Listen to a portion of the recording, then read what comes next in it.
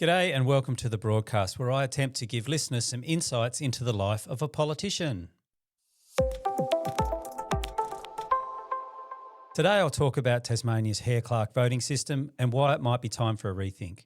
I'm Shane Broad, a Labor MP in the Tasmanian State Parliament, and I've actually had my first broadcast request from Claire. Claire wanted some more rowing content, but also a podcast explaining Tasmania's pretty special Hare Clark voting system.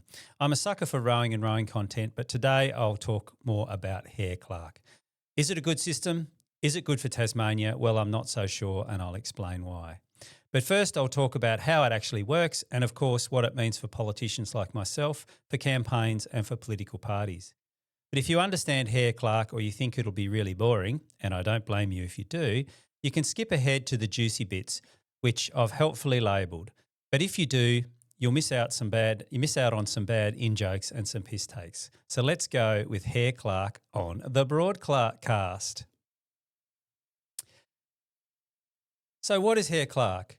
In 1856, a boffin named Thomas Hare thought up a proportional representation electoral system based on a single transferable vote. Now, what a mouthful. I can barely say it. The system was then adjusted by Tasmania's Attorney General Hare Clark, who modified the Hare system, which became Tasmanian law in 1896. This is now known as the Hare Clark electoral system, and it's been used in Tasmania since 1907. So it's almost coming up for a 120-year anniversary. The only other place in the world that uses Hare Clark is the Australian Capital Territory, commonly known as Canberra. So here are some of the details that I'll be talking about. First of all, there are multi-member electorates. There are several restrictions during election campaigns. There's a complicated election process, and also there are recounts instead of by-elections when someone resigns, and I'll go through each of these. First of all, there are actually, we'll just give you a bit of a recap, that there are 35 members elected to Tasmania's lower house, which is called the House of Assembly. Instead of having 35 individual electorates, Tasmania has 5 electorates with 7 members elected from each. So 5 times 7 gets you to the 35. Each of the electorates is exactly the same as the federal parliament's House of Representatives. So here they are. So what we have here is in the north corner, we have Braddon, which I represent. Then we have Bass, which is in the northeastern corner, including Launceston. Lyons covering the vast majority of the middle of Tasmania, Franklin in the south, and then we have this tiny electorate down the bottom around Hobart, which is called Clark, which is actually named after Hare Clark, who is also obviously the person who came up with this Hare Clark system. Now, during the election campaign, there are actually a lot of restrictions on the use of names and images. So what that means is you cannot put out flyers and so on during the election campaign that use the image or name of somebody else in the election, unless you specifically have their permission, and that even includes people from your own parties. Now, there are actually no official party tickets. So one of the things that I get asked during the election campaign is, where am I on Labor's ticket? And my answer is there's no ticket. It's up to the voter to figure out where to put their votes on the ballot. So another difference is actually in the ballot itself. So I'll just give you a bit of a shot here of a pretend ballot. I get myself out of the picture there. This is just a sample ballot. I've used names from the last election and made a couple up. But what you see is that each party actually has their own column, and that's actually, there's a random draw to see who gets what column. And also one of the things is that what we do is that there's a thing called the Robson rotation on ballots, which actually means that each candidate is rotated through each position on the ballot paper. So in this example, I will be in the top position on every 7th ballot. So I'll be in the top position the same number of times, the second position the same number of times, the third, and so on. And they do that by having, in effect, 7 ballots in circulation in equal numbers. So what that does is it actually stops the advantage of donkey voting. So a donkey vote is when people come in here and say, okay, I'm going to vote Labor, Liberal, Green or whatever. So they're going to vote Labor and they just go 1, 2, 3, 4, 5, 6, 7 down the column. That's called a donkey vote. People not actually taking much notice of who they're voting for. So with the Robson rotation, which was introduced some years ago, there is no benefit for donkey voting within the party ballot. Now, once upon a time, there used to be a random draw, but what that actually meant was that the person who drew the top position tended to get more votes simply because of the people coming in and donkey voting, and that was seen as unfair, mainly because it was unfair. I think also alphabetical order was suggested and maybe even tried, but that would advantage people whose names start with letters like A, such as Erica Betts, and we don't want that.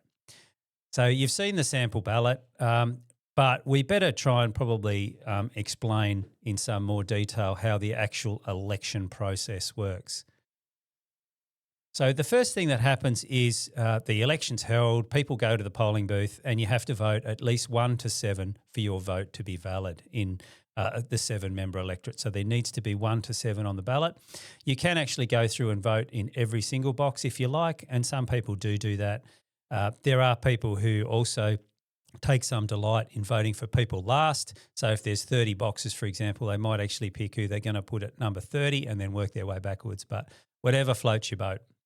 So the first thing that happens in the Hare Clark process is obviously you need to count the valid votes. So the votes that have put 1 to 7 anywhere on the particular ballot paper, they have to go 1 to 7 and then your vote will count. So count the valid votes. And then the next thing is you have to actually figure out a quota. So a quota is actually quite important. So what happens is the number of votes counted are divided by the number of seats up for election plus 1.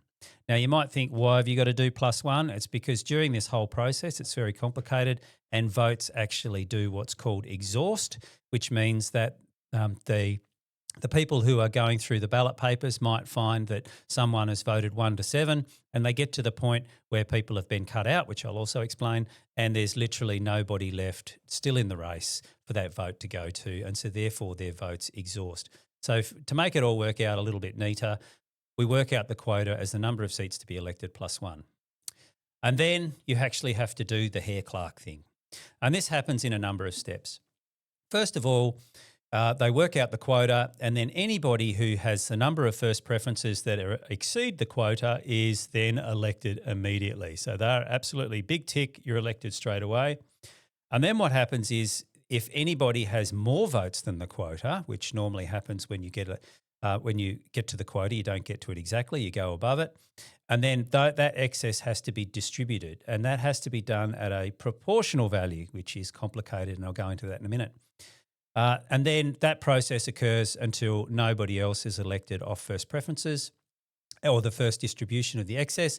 And then the second process is the people counting the ballots, the Electoral Commission people, will look to see who's got the least number of votes, and that person will be then excluded or cut out, and their votes will be allocated to everybody else who's remaining in the race at full value. So if it's worth 1 vote, it'll be 1 vote in their next pile. So just to make this clear, and then you repeat the steps until the number of seats to be filled reaches a quota, or the number of people elected is finalised. So I'll just give you a bit of an example about how the proportional situation here works. So let's just pretend for a second that we've had a vote and the quota has worked out to be 10,000 votes to get elected. You get more than 10,000 votes, or exactly 10,000 votes, you get elected. So Aaron here has managed to get 12,500 votes, which means that there are 12,500 votes, or the value of 2,500 votes that need to be distributed. So how do we work out the value for each of those? Well, there's a simple formula, simple enough, which is the transfer value equals the votes in excess of the quota divided by the total number of votes that Aaron received. So let's do the calculation. So he's got 2,500 votes in excess of the quota. He's got 12,500 votes in total, and that equals 0.2. So what will actually happen is that the Electoral Commission people will go through every single ballot, put them in piles with other people, but they won't be worth a full vote. They'll be worth 0.2 of a vote. So just to make that clear, let's just pretend for a second that Teresa got, say, 1,000 out of those votes. So they went through the 12,500 votes, and 1,000 of them ended up in Teresa's pile, as Teresa being the number 2 on the ballot. So number one was Aaron, number two was Teresa. So from Aaron's 12,500 votes, they will be allocated as, so she got 1,000 votes, the transfer value is 0.2. So then Teresa will be credited with an extra 200 votes, and so on and so on, and that process continues basically until everyone's elected. But as I said before, if you're in the second stage and you have the least number of votes, then you will be cut out and the vote will not transfer as a proportion, it'll transfer as a full value. So this is complicated and it is absolutely complicated, but one way to try and explain it is to have a pretend election. So let's have a pretend election. So let's just pretend for a second that there's been 80,000 votes, valid votes are counted. Now we need to work out the quota for this pretend election. So the quota is 80,000 votes divided by the number to be elected, and this is a 7-member seat. So we'll say that's 7 plus 1. So the quota is 80,000 divided by 8, which conveniently works out to a nice round number of 10,000. Therefore, each candidate in this particular election needs to get a quota of 10,000 votes to get elected. Righto. Now I'm calling this the election we didn't need to have. But in the Labor column, I've just set up obviously random names. We've got a Labor column, we've got a Liberal column, we've got Greens, we've got a random independent, and we've also got this minor party, which I've called the Purple Startup Party. And the names are all completely made up, but in Labor we've got Shane, Shana, Sue, Susie, Shaney, Sharon and Sheree. In the Liberals we've got Jeremy, Jezza, Jeff, Jill, Jemima, J-Rock and Gerbil. The Greens, we've got Bob, Roberta, Bobby, Babs, Robert, Barbara and Benny. The random independent is Crago. And then the Purple Startup Party is Maddie, Loopy and Cray Cray. Well, don't judge. So let's have our pretend election. So we've just had all our votes counted. And look, what we've got is a rather rounded numbers, but Labor has got approximately 2 quotas in their column. The Liberals have got 4 quotas, and this seems to be happening a little bit lately. Well, especially previous elections, the last probably 5 years or so. And then we've got the Greens, they're on 0.9, the random independents on 0.5, and the new Purple Startup Party is on 0.6 of a quota, and they're spread out amongst the different candidates. So what we see in the Labor Party, there's 2 candidates, Susie and Shane, who have got a few votes in front of the others. But here in the Liberal column, J-Rock's actually done very well, 20,000 votes. So half of the Liberal votes have gone to one particular candidate. Whereas what we see in the Greens is there's one candidate who's out in front and the others are all relatively the same number. And this actually tends to happen in the Greens because the Greens run what they call like a top candidate. They have a priority candidate and the Greens just seem to know who that candidate is and the votes seem to follow. Whereas Crago's done quite well. He's got half a quota and the Purple Startup Party is sitting on 0.6. So anyway, let's see what happens. Let's go through, let's do the Hare Clark process. So the first thing that happens is you go to the person or the people who have got in excess of a quota, and there's one, and that is J-Rock with 20,000 votes. So J-Rock is elected straight up on the first count, and J-Rock's 10,000 votes actually need to be distributed. So in this case, we'll do the distribution, and look, all those votes have conveniently gone to Jemima, which means now that Jemima has also been elected from the J-Rock surplus, and Jemima herself also has a surplus of 2,000 votes that needs to be distributed, and so on. So those that excess conveniently went to Gerbil, and Gerbil's now sitting on 6,000 votes. So, okay, so the first process is now complete. Now we need to work out who is going to get excluded. So what's next is the person with the least number of votes is going to be excluded from the count and their votes are going to be allocated at full value. Now we have a look across this ballot paper and what do we see? That Maddie over here in the Purple Startup Party on 999 votes is actually got the fewest number of votes. So then she has been excluded. Now what happens to Maddie's votes? Well, let's do the distribution and look what's happened there. So half of Maddie's votes have gone to fellow Purple Startup Party member Cray Cray. So we've gone from Maddie to Cray Cray. But interestingly, half of Maddie's votes went into the Liberal column and there's no really explaining that. But here we go. So Maddie's votes have gone into the Liberal Party, half into the Liberal Party and half to the Purple Startup Party. So what's actually happened here is you can see that the quota for the Purple Startup Party has actually dropped because the votes have started to what we call bleed, and they've started to bleed into other columns. They've started to go out of the Purple Startup columns and into the Liberal Party here in this instance. And this can happen all across because this is not actually up to the parties who the voters' preference. It's up to the people who walk into the polling booth. They walk in there. There's absolutely no handouts or anything like that. So people make up their own decisions. There's no party ticket to follow, and people can make their own decisions. So every now and then you see bleeding from the ticket, and that happens to a certain level in every election. So what's next? Well, what we have to do now is nobody else has been exceeded a quota, so we've got to cut someone else out. And in this case, it's Jeff on 1,000 votes. He's the one who's got the least number of votes. So then, of course, Jeff is cleaned out, and so on we proceed. So let's fast forward a little bit, and as you can see here, there's been a whole bunch of people cut out, and in the meantime, Jez has been elected, and 2 Labor people have been elected, and a whole bunch of people have been cut out. But in this example, who is actually the next to go? And what we have a look across the ballot, and we see that it's actually Jill on 6,000 votes that is the next to go. So it's only 1 vote difference between Jill and the Liberal Party and Roberta from the Greens. What you can actually see here is if there was 1 vote difference, so if Jill had 6,001 and Roberta had 6,000, then it would have been a completely different result. So what we can see in Hare Clark is it can actually come down to a few votes several times during the cut-up, which can make a huge difference to the end outcome. So in this case, if Jill had actually not been cut out, then the Liberals may indeed have gotten randomly an extra seat. But that's not what's happened this time. Jill is gone, and so then those votes need to be allocated. And look, what's happened is that Gerbil managed to get the vast majority of Jill's preferences, and so then therefore Gerbil has squeaked over the line and got himself elected. And yes, I did put that name in there just so I could run that pun, but anyway, it's probably a poor showing. But Gerbil's 4,000 votes now have to be distributed, and that will determine who's actually the last person elected, whether it's Roberta or Crago. So electoral officers do have to do this distribution.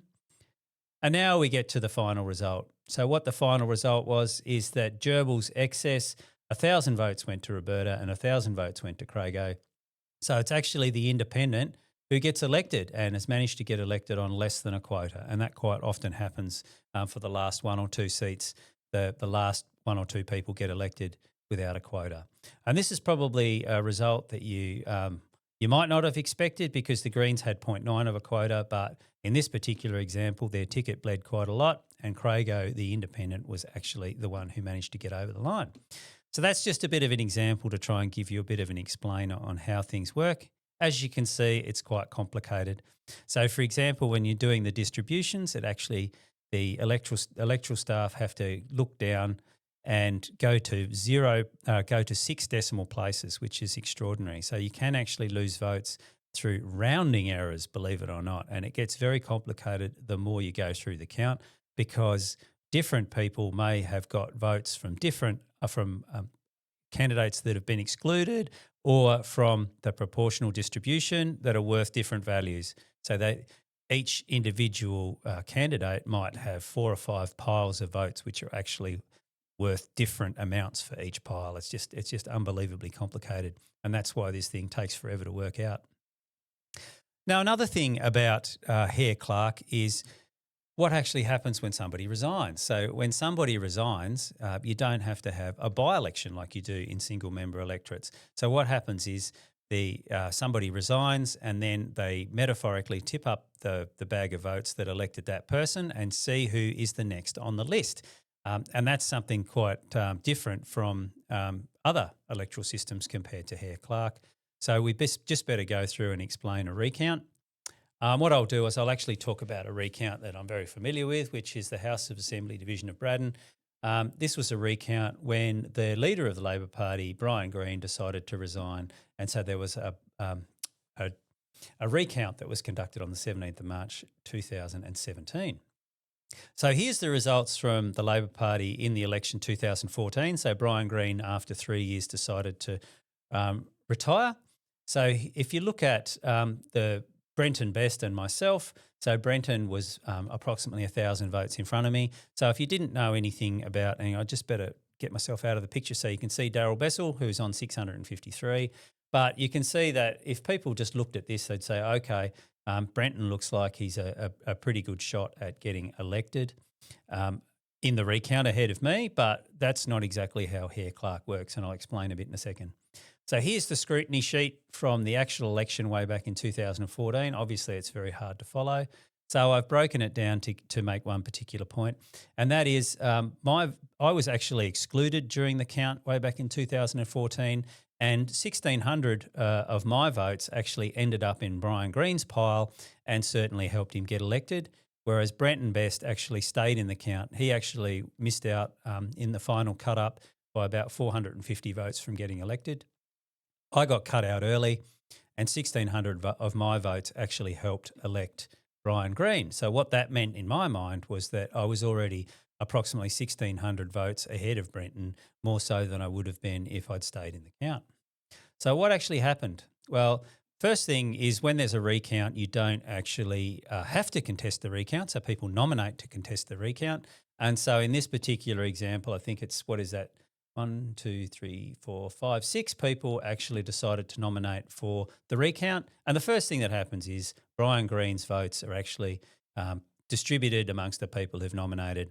And I actually ended up being a bit over 1,000 votes ahead of Brenton because of that factor that I've talked about, that I got a head start because my votes actually helped elect Brian Green in the first place. And then what actually happened is similar to the Hare Clark process, is that people are excluded. And in the end, Brenton sort of never really caught up, and it ended up being a 40 to 60% split. And that's actually how I ended up in Parliament. So that was when I was first elected way back in 2017, was using this recount process. And quite often that's how, in Hare Clark, that's how people get elected the first time. They may have stood for an election or two and not got in, and then what happens is there's a recount, people get in and then stay in, like I've managed to do over the years. Right, we better get to the juicy bits now. So I've actually tried to explain how Hare Clark works, but what we'll actually get to now is the juicy bits, and I'll just make it pretty obvious so the people following at home who wanted to skip everything can just fast forward to this nice little bit here and understand now I'm going to be talking about the pros and cons. So what are the pros and cons of Hare Clark? Well, we'll talk about the pros first. Now, first of all, I can say pretty clearly that the boffins will say that Hare Clark results in the true representation of the voters' intent. Now, academics absolutely love Hare Clark. It really floats their boats. The multi-member electorates, however, mean that there are no safe seats. So that is one thing that you can consider to be a benefit, a pro, because what can happen in single-member electorates is you have safe seats and you have swinging seats, and then that creates all sorts of issues. So, for example, when there's pork barrelling during an election campaign, do people pork barrel? Well, yes, parties do. And so all the attention goes into the swinging seats because they know that they can't win the safe seats. So this means that one of the benefits of Hare Clark is it means that the pork barrelling during the election campaign actually gets spread fairly evenly. Another thing about having the multi-member electorates is factions actually have less influence on pre-selection. Basically, it's hard to rig pre-selection, or should I say, impact the ability of certain people to get pre-selected based on controlling numbers within the party structure, because each party needs to pre-select 7. So what it is, it's if there's a single member electorate, you can do the numbers and rig the pre-selection or influence the pre-selection and make sure that your people get elected, especially in safe seats. But that's not really what happens when you need to get 7 pre-selected. So you've got to scratch around sometimes for the last couple of people, and it means it's fairly hard for the powers within a political party to block someone's pre-selection. But actually, it's not impossible, as we saw with Dean Winter's pre-selection. So back in 2018? No, it wasn't 2018. It was 2021 when Dean Winter was a candidate. What happened then was actually a 5-member electorate, 5-member election for each electorate. And what happened was, in this particular case, the sitting members were pre-selected early, and what that meant is that the dominant left faction, then had the numbers, or should I say, could influence the pre-selection of the remaining three, and that meant that they, in effect, blocked Dean Winter's pre-selection. But that actually ended up coming undone because there was national intervention, and it all played out very public, and it was a bit ugly. So hopefully no one will try that again. And Dean was eventually pre-selected and actually did quite well during that election campaign. So it's pretty clear that under Hare Clark, voters actually have a choice within a party and not just the one person that a particular party puts up for the election, which is what you see in single-member electorates. So if someone wants to vote Labor or Liberal, for example, they can look down the column and select the party member that they like best and give them their number one vote. So obviously in a single member electorate, if you want to vote Labor or Liberal or one of the parties, you've only got that one choice. Whereas in Hare Clark, you can look down the Labor or Liberal or Green column and pick out the candidate you like best and give them their vote. So in reality, this actually means that quite often factional favourites across Labor and Liberal parties, who can at times receive enormous campaign support and funding and so on, or don't always get elected because people have a choice. And during an election campaign, it's not a matter of voting for who's on the ballot. You can actually, any one person on the ballot you can pick. And people often make a choice that's based on something that's a bit more personal, like they might know the individual, they might like the individual, and so on and so forth. But what actually tends to happen in Hare Clark is that people know their politicians a little bit better. And if there's any skeletons in your closet, some of the small communities especially, those skeletons certainly get talked about, and then people miss out, and that happens quite a bit. And it might not necessarily be the big spending campaigns that win either. Another issue is that there are actually no handouts on election day. As I said earlier, you're not allowed to use the image or the name of another candidate in the election, including one from your own party. So there's no handouts on election day, so people go in and make up their own minds. What this actually means for a politician like myself is there's not a lot you can do on election day apart from go and vote yourself and then pretty much get ready for the after party. It's not like a federal campaign or a single member campaign when you'll be going around each particular polling booth right up until the close of polls. Now, another thing is that having the same electorates as the federal parliament means that the Australian Electoral Commission does all the redistributions of the electorates themselves. So that's something that Tasmania doesn't have to do. We sort of follow on. Right, but there are some cons or some issues with Hare Clark. And first and foremost is that, nobody else does it really apart from Canberra. And the second thing is that it's actually really confusing and complicated. The actual electoral process itself is very complicated and it can take forever. Elected members also have actually, once you are elected, you've got a huge area to cover compared to single member electorates. Now, as federal and state electorates have the same name, this sometimes can create confusion about who represents who and who represents what. And whether or not there's an election, when an election for Braddon is called, for example, whether it's for the federal parliament or the Tasmanian parliament. And yes, not everybody follows politics or understands the details. So this can create some confusion, but I mean, it's not such a big deal. Also, an issue can be that there are no handouts on election day because some people actually like this. They like having an idea of who to vote for and some information handed to them on the day. Well, that doesn't happen under Hare Clark, so people have to make their own minds up. It seems like in Hare Clark that name recognition can be more important sometimes than substance itself. So in the past, we've seen people who have really good name recognition, like a footballer, for example, get elected. Famous footballers, there's been a few get elected to Tasmanian Parliament, but also now increasingly people like newsreaders are getting elected, but not just to the upper house, the lower house, but also in the upper house in Tasmania. And sometimes you get things like name confusion. So one of the classic examples is Jim Bacon was a very popular premier in Tasmania in the electorate of Denison, as it was called. Now it's Clark.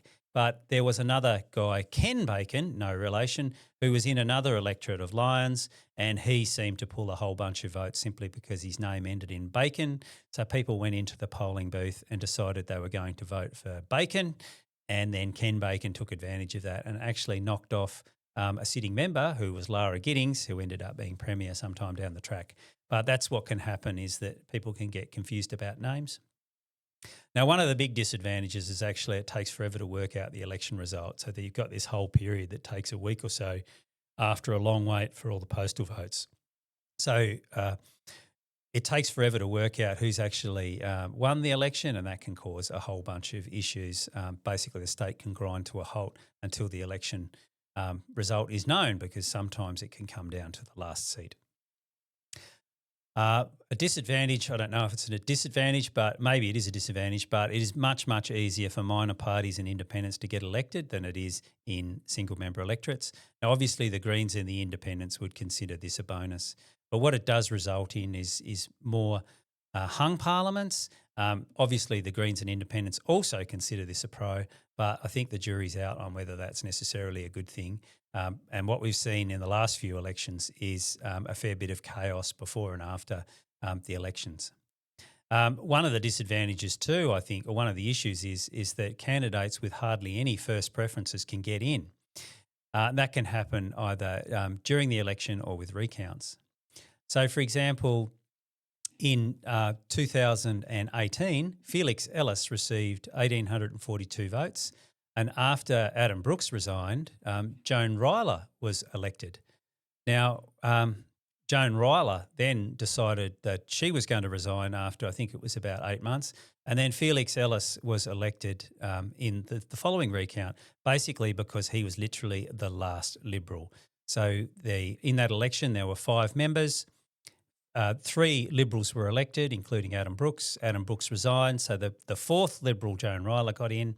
She resigned, and then the 5th Liberal, which is Felix Ellis, he got in basically as the last one standing. And then again, in the next election, Felix also missed out, didn't get elected on election night or after the count. But what happened was Adam Brooks decided to contest that election, and then he resigned for a second time.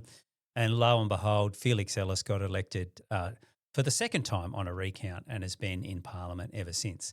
So Felix first got elected on 1,842 votes. But what we also see now is increasingly that independents can get elected from a very, very low number of first preference votes. So in the last election, we had George Razay from Bass, who got 2,347 votes, first preferences, and ended up getting the 8,432 required for a quota, or he was the last one elected, but the quota was 8,432, which meant that he pulled in about 4 times his primary vote to get elected. So, but then again, we have examples during the actual election with people like Roger Yench, who got elected he had 1,849 first preferences. And he basically got dragged in due to the strength of his fellow Liberals, especially Jeremy Rockcliffe at that election, who got over 22,000 votes, or about 12 or 13 times the votes that Roger got. But Roger still got elected in off a very low number of first preferences. So that's actually a bit of an issue when you've got people on hardly any first preferences getting pulled in, whether it be by a recount or pulling preferences from absolutely everywhere, or pulling preferences off their own party members. I'm not sure if that's actually a really good representation of people's intent. Okay, so now I'll just have a bit of a chat about what it actually means for campaigns, especially for political parties. What it actually means is, Hare Clark, is you need good candidates. You need good candidates in any election, but especially in Hare Clark. Now, the parties benefit if they've got a really good geographical distribution of candidates. So you've got 7 candidates who represent each different area across the electorate, and that will certainly help you get more votes because people do vote for their local person. You really want someone on the ballot as well who can appeal to just about every demographic. So there's not much point having 7 teachers, for example, from Devonport, or 7 business people from Bernie on in a particular party's ticket, because what that will mean, well, you're just not going to appeal to everybody, and so you probably will miss out on some votes. The other thing that it means for campaigns in terms of candidates is the competition within parties can be quite intense and it can get pretty rough. So what we see is a thing we call candidate-itis. So some people who are, for all intents and purposes, on the ballot just to make up numbers, suddenly get that white line fever, and everybody's got stories of Hare Clark elections when signs were pinched or campaign contributions were diverted to some other candidate, or people feel like they've been done over by the party, or people who are helping out get pinched. Volunteers get pinched by different campaigns, or election signs get pulled down by people from your own party, and so on and so forth. So it can actually get a bit rough. But what else does it actually mean for candidates? Well, what it actually can mean is getting pre-selected can be easier in Hare Clark than it would be in single-member electorates, especially when you've got this whole safe seats phenomenon. But it can actually be harder for new candidates to get elected because you need that name recognition. Unless you take a strategy of spending really big, someone like Adam Brooks came in and spent hundreds of thousands of dollars and certainly made a big splash, but it doesn't always work. And I think when we talk about Adam Brooks, is he actually had a pretty good story to go along with that massive cash splash and did very, very well in that election when he first arrived. But to a certain extent, you can't polish a turd, as one can say. In Tasmania, people know people and they know people's past histories. So I think that's something I was talking about with skeletons in the closet. What we can see is word gets around. So if somebody's done something that may be a bit iffy, or maybe they're not a particularly nice person, then that word will get around. It doesn't matter how much you spend, you simply don't get elected. Also, from a candidate's point of view, it can actually be very lonely in a Hare Clark election as a Hare Clark candidate. It's not like a federal seat or a single member election where everybody from a particular party, all the volunteers, pull together to get you elected. What can actually happen is you have to get your own money, get your own supporters, and so on. And if you really struggle with that, you find yourself out alone for long periods of time, and it can be quite soul-destroying, especially for first-time candidates. The way that I've described it in the past is it's almost like come back when you're elected and then we'll take you seriously. If you're a Hare Clark candidate, you really need to have your own supporters. You need to develop your own support base. You need your own funds. And this, I might point out, just got harder with the new donation laws.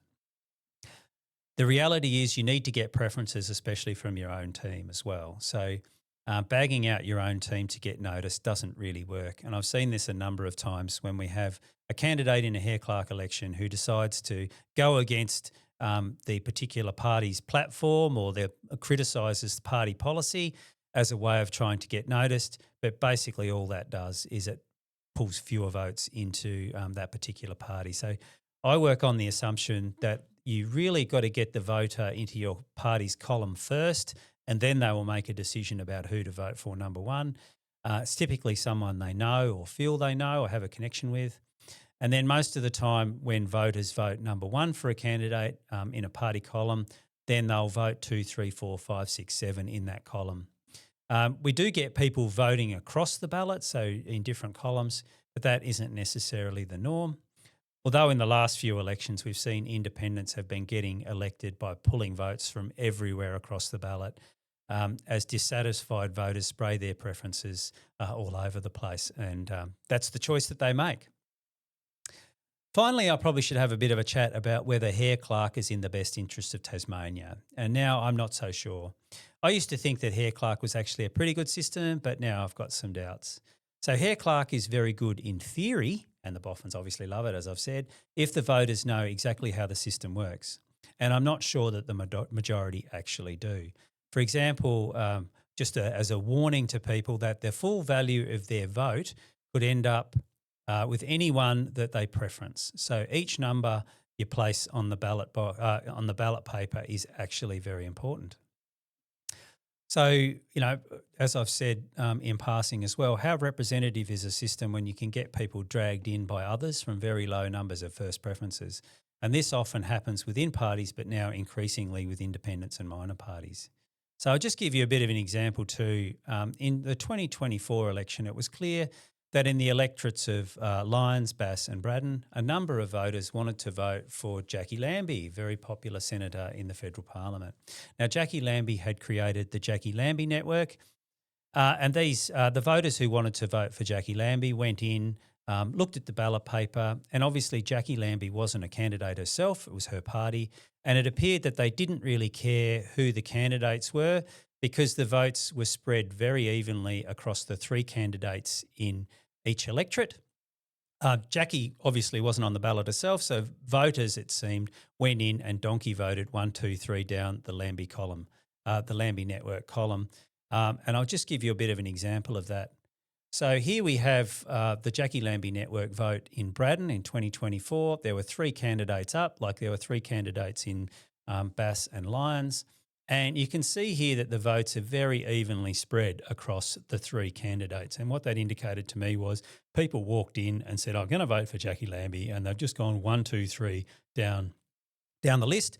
Now, I'm not really sure why Miriam Beswick was a little bit in front. Maybe she was a little bit better known by some of the voters, but it ended up being quite a tight election campaign, tight election count, and Miriam Beswick actually ended up getting elected just in front of James Redgrave, and that was certainly the way that it worked across the other electorates as well.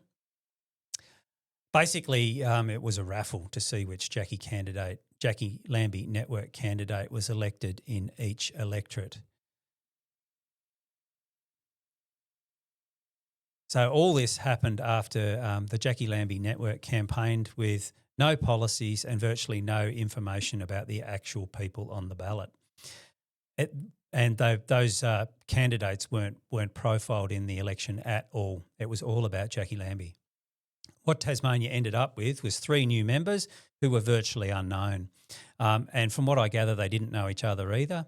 They had no party structure, no experience and no understanding of parliament or politics. But that's what the people voted for. But it's no wonder that this all fell apart within a few weeks and the Jackie Lambie Network was then abolished. Not to mention that all the former Lambie members, or the lost Lambies if you like, weren't re-elected at the next election. So they certainly didn't have name recognition in the electorate because when they stood under their own names, none of them got elected. Now, the Greens and the minor parties and independents love Hare Clark because it makes it easier for them to get elected, and even more so with the increase in numbers in the Tasmanian House of Assembly from 25 to 35 members.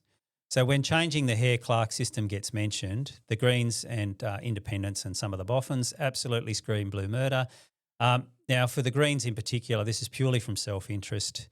They say that changing Hare Clark is purely in the self-interest of the major parties, but of course keeping Hare Clark is in the self-interest of the Greens, the minor parties and the independents, so they're hardly on the sidelines here. I'll just go back just for a second and remember that the federal Senate used to have some really random results with minor or even micro parties getting elected off a handful of first preferences.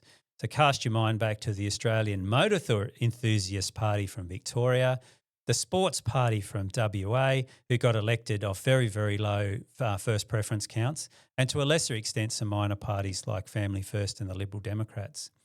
But especially the Australian Motor Enthusiasts and the Sports Party, I mean, it was just getting a little bit beyond the joke. There was some what they call preference whispering. So what happened? Well, the system was changed. Minor parties can still get elected, but not off a handful of votes. And I can't recall any outrage from the Greens on this one. I'm not sure that if I'm pretty sure that if Tasmania had 35 single member seats, that the Greens would still get elected. So you could, for example, Arise the member for Ferntree. That would be a Green if there was an electorate for Ferntree. The other thing is, look, other states have a single member lower house and a proportional upper house, and we actually have the opposite. I think it probably works better to have proportional representation for scrutiny in an upper house and the single member lower house who can just get on with governing. That is, it works everywhere else in Australia and indeed a lot of places around the world, apart from Canberra, which is the only one who follows Hare Clark. So just about everywhere else has a single member lower house and a proportional upper house, and that works everywhere else. So why should we be the exception? While I'm at it, there's also another dimension worth noting, and that is the Tasmanian Upper House. So in Tasmania, we have the Legislative Council, which is our House of Review, and it actually has single-member electorates. Now, these members have 6-year terms. They have rotational elections. So what that means is there's only a couple of them up for election every year, and they have some pretty low spending caps. And I would argue that this system actually makes the Legislative Councillors less accountable for any individual decision they make. If you take that to the extreme end, the Legislative Council in Tasmania can actually block a budget and, in effect, bring down a government and not have to go to an election themselves. This is quite extraordinary. It's actually never been used, but it could be used, and that's just how I suppose you could see that the Legislative Council are, to a large extent, unaccountable for any individual decision. Sometimes they get caught out if there's something particularly contentious that happens close to one of the members' elections, but that seems to be rare. But given the turmoil of the last few years, perhaps it is worth actually having a discussion about the pros and cons of Hare Clark and whether or not we should keep it. Why should we be the only ones who have it? Certainly it would keep the Greens and the academics happy if we keep Hare Clark, but I think that maybe it's time for a deeper think about it. So I'll really be interested in your comments. So if you've got any feedback, good or bad, then obviously leave it in the comments. So before I go, I better give a bit of a plug. So if you really like this sort of content, I'd ask you to like and subscribe. So that way you'll know when more podcasts come up. So with all that, thanks for listening to the broadcast. And until next time, it's bye for now.